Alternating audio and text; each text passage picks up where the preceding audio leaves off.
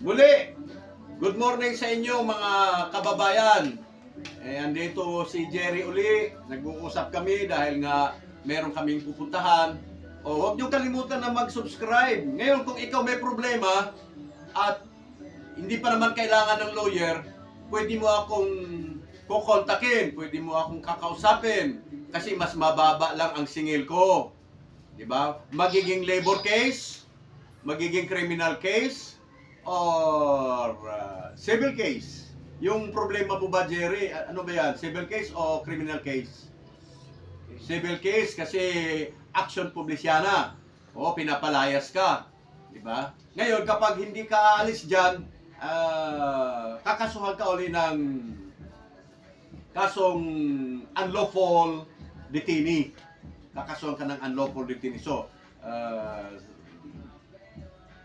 huwag mong hintayin na ma-unlawful detainee ka, di ba? Ganon. So, ginagawa ko ang lahat na matulungan si Jerry. Honest naman ako sa kanya. Maliban sa mababa ang singil, I'm trying to be honest. At saka, huwag kang magalit. Si Jerry, minsan walang pera. Sige, mag-abuno na lang muna ako. Abunuhan muna kita. Pero, yung mga nanonood, kung may pera kayo, huwag naman kayong magpa-abuno sa akin. Makapag-abuno lang ako pag may pera. Pag wala, hindi ko kayo abunuhan. Charot. Ayan po. So, ano yan, Jerry? Alas 10 na. May sabi mo, hindi ka magbabayad sa akin. Papayagan kita, pero aalis na tayo. Dadaan tayo sa SM, papakainin mo ako. Ay, doon lang sa turo-turo tayo. Muna, wala tayong pera. Saka na pag may pera na lang, tapusin muna natin to. Turo-turo lang tayo sa quick-quick. Quick. Ay, huwag naman ganun. Wala mang kanin sa quick. At doon tayo sa siomay, may siomay rice. 60 pesos. 60 pesos. Tawid ko to. Ganyan po, pag yung may problema at may kaso, kanda hirap ka sa kagagastos. Kaya si Jerry, dadalhin na lang daw niya ako sa siomay na, may sponsor pa yata ng siomay yun. Siomay with rice. Ang hirap po talaga na may demanda. Tulad nito, may pasok ako, umabsent pa ako. Wala akong sasahudan kinabukasan kahit pumasok ako. Kasi ang rules ng pinasukan ko ganon. Pag umabsent ka, wala kang sahod bukas. Walang sahod bukas, ano? Wala pang allowance. Wala kang allowance. Pero may commission ka. Yung allowance mo, tanggal na. Ganon. So, tapos pag-iisipan ka pang tanggalin. Alamang, kasi absenero ka. Mahilig kang mag-absent. Kaya bibigyan nyo ako ng katibayan na talagang galing ako doon. Hindi. Picturean mo doon, pumunta ka doon, picturean natin para ipakita mo kasi hindi magbibigay ang attorney ng katibayan. Hindi trabaho ng attorney yun. I-interviewin ka lang. Di ba? Okay. So, sabi ko kay Jerry, dadalhin niya ako sa restaurant. Mahirap banggitin yung SM pero nandiyan na. Okay lang. Pero yung iba dyan na may problema at ang aking cellphone number ay 0928-388-7522. Ulitin ko, 0928-7522. At makita nyo rin ako sa YouTube channel, Edgardo Gases. Pwede kayo mag-message sa akin kung ano mang problema ninyo. At alam mo ba, Jerry, na may darating dito bukas ng hapon dahil sa meron din siyang problema na pinapaalis sa kanyang tirahan. Ngayon, nanghingi siya ng payo sa akin anong dapat gawin, kung magbayad o hindi magbayad. At ano ba daw dapat niyang gagawin dahil nga yung tao na nanggaling sa Cebu na yung may-ari ng bahay, na siya may-ari ng titulo, ay nakasiping sa kanya, sa bahay na kanyang inuupahan. So, pwede ba daw yun? Kung pwede naman daw yun, kailangan daw, hindi na daw buo ang ibabayad niya sa loob ng isang buwan. Kasi siya ang nagbabayad ng ilaw, siya ang nagbabayad ng kuryente. Ilaw, kuryente, isa lang yun. Tubig. Ewan ko lang kung kasama ba siya sa pagkain. So magkasama siya sa loob ng... Yun ang problema niya ngayon. So ano daw dapat gawin? Sabi ko, huwag kang makipag-away kasi baka mamaya atakihin, matanda na yun, 74 years old. Baka maninigas na lang yun. Kaya pag nagsalita siya, umiwas ka na lang. Kaya, Oo. Si Jerry naman din, may sakit na PWD.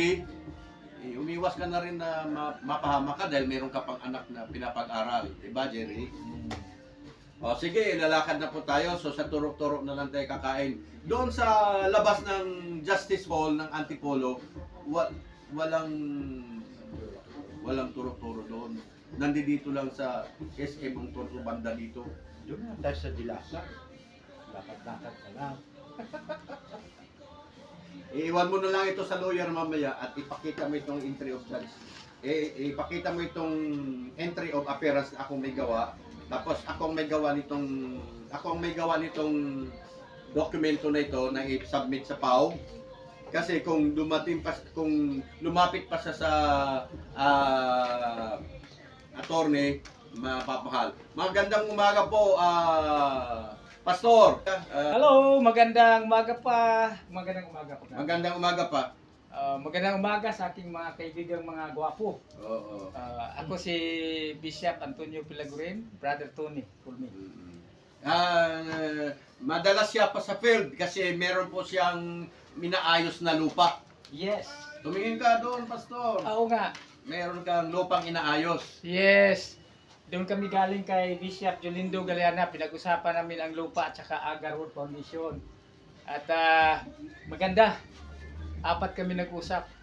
Dumating si Pastor Tony o Brother Tony dahil sa lupa. Yes. Dahil sa lupa. At siyempre, siya din naman ay mayroon din problema. Dati siya nakakulong for 7 days. Yes. At meron siyang kaharaping problema sa PAW. Opo. Ang kinaso sa kanya, ano yun?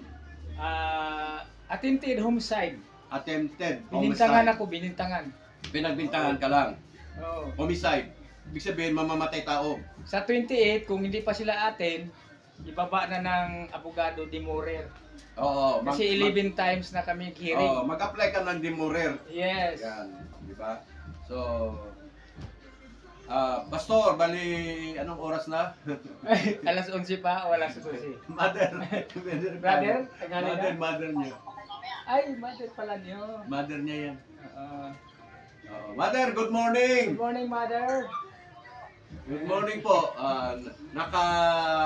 Naka-YouTube din si Mother. Mother, paki-like and subscribe naman sa YouTube namin. Opo, kasi si Jerry, lahat ng binayad niya sa akin, ibalik ko sa kanya. Wow, ang galing. Di ba? Lahat ng ginastos niya, ibalik ko sa kanya. Totoo po yun. Totoo daw. Tao yan. Tingin ka doon.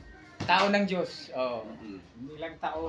Sa ngayon, magbabayad lang muna siya. Pero meron niyang, Mother, meron niyang kaakibat na trabaho. Kung hindi, ikaw, Mother, at si Jerry, mag-like and subscribe sa channel ko. Saan naman ako kukuha ng pera na ibalik ko sa inyo kung hindi kayo mag-like. Yes. Mag-like yan. Yan. Mag-like yan si mother. Oy, Mother, maganda ka pa rin, ha? O nga, parang hindi kumukupas. Oo, hindi kumukupas. Panang mana si brother, oh. Oo. Bugi rin.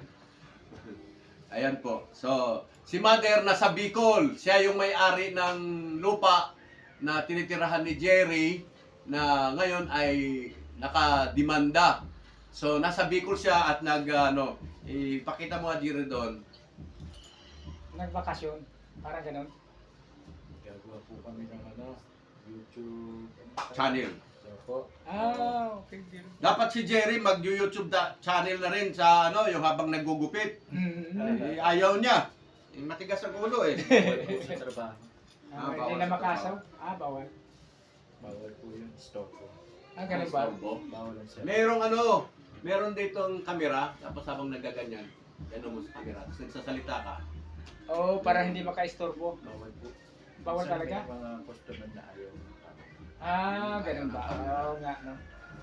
Lagi sila privacy. Walang Okay. privacy. So, nagkasabay-sabay na, Brother Antonio, andito si Jerry, dumating ka, tapos bukas may bisita ako kaya hindi ko tinanggap siya ng umaga Ano po? kasi mayroon siya, taga Jesus Miracle Crusade siya, Wow. membro siya ng Jesus Miracle, hindi siya yung kaibigan ko na taga member ng Jesus Miracle Crusade, Mhm. may problema siya, ano naman, pinapalayas sa tinitirahan. Ngayon, sabi ko, huwag kang pumunta dito ng maaga dahil sa puyat ka, dahil nag-o-overnight ka. Sa hapon ka na lang pumunta. At marami siyang idudulog na problema kung anong dapat gagawin sa kanyang tinitirahan na nandoon yung may-ari ng bahay nakatira kasama niya. Anong masasabi mo, brother, bilang lingkod ng Diyos? Nangupahan siya, ngayon, yung nagpaupa, nandoon nakisiping sa bahay. Tama ba, mali? Nakisiping sa bahay? Ang ibig Nandoon sabihin, nakatira. Nakatira. Oo. Ng upahan. Hindi siya nangupahan, siya may-ari ng bahay. Oo. Ngayon, galing Cebu, dumating, doon tumira sa bahay na inuupahan ng kaibigan ko. Okay. Kung nagkausap naman sila at nagkasundo, siguro... Hindi nga na nagkasundo, nag-aaway nga madalas eh, pareho sila matatanda eh. Ay, hindi maganda po yun. Hindi maganda? Opo. Hindi, lingkod ka ng Diyos. Regardless of anumang religion yun, pero magbigay ka ng positive, affirmative statement na anong dapat niyang gagawin. Na nandoon nakatira yung nagpaupa. Sa akin lang bilang solusyon na aking nakikita, Mm. ay magdesisyon sila na magsipirit muna kasi para maiwasan yung Iwasan ng gulo, Oo. away. Oo. Dahil hindi naman sila pala magkasundo. Siyempre, pagka magkalapit ang apoy sa apoy, magkakasunog yan. Pag nagkahiwala yan, di wala nang sunog. Ay, oo, walang sunog. Yan ang magandang payo, Brother Tony, no? Opo. Pero yung kay Jerry, hindi naman kasama. Kasi ang nagdemanda sa kanya, nakatira sa saan lugar yun? Sa Quezon City. Nandyan, dinimanda siya. Mabuti, hindi doon tumira. Okay lang. Okay lang din yun, ano? Naiwasan. May iwasan. Naiwasan yung gulo. Iwasan ng gulo.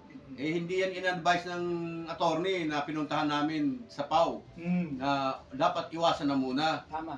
Dapat, tsaka membro ng dating daan yung nagpaupa. Ayun. Nagpa-rent siya, tapos, nandoon, dyan tumira, sinabi sa akin, membro daw ng dating daan. Tapos, yung isa naman na nangupahan, membro naman ng Jesus Miracle Crusade. Magkaibang reliyon, ano? Opo. Ikaw din, ibang reliyon mo rin. Opo. Wala problema sa akin kasi direktor ako ng values, kaya ko silang pakisamahan na huwag magkagulo. Kung sila po ay naniwala din sa aking pinaniwala ang Diyos. Kasi nagturo kami ng values. Ang mahalaga doon, may values. Ibig sabihin, may attitude, may magandang pag-uugali. Yun ang dapat magsama. Pero kung iba ang ugali ng isa, ay paghiwalayin muna. Maghiwalay kasi Oo. magkaibang ugali. Hindi magkapareho Hindi eh. lang magkaibang ugali, magkaiba pang reliyon. Yes. Iba-iba ang doktrina.